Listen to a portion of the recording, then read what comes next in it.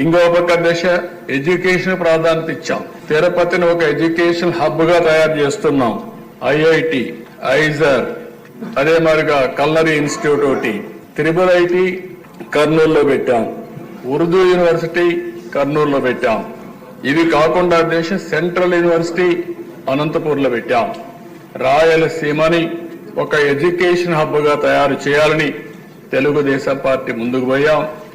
ఏదైతే ప్రజాగళంలో machine Rayalaseema announce చేశారో దానికి కట్టుబడి ఉండి తప్పకుండా మిషన్ రాయలసీమలో చెప్పిన ప్రతి ఒక్కటి కూడా తెలుగుదేశం పార్టీ ఎన్డీఏ ప్రభుత్వం పూర్తి చేస్తామని చెప్పి కూడా నేను మీకు తెలియజేస్తున్నాను.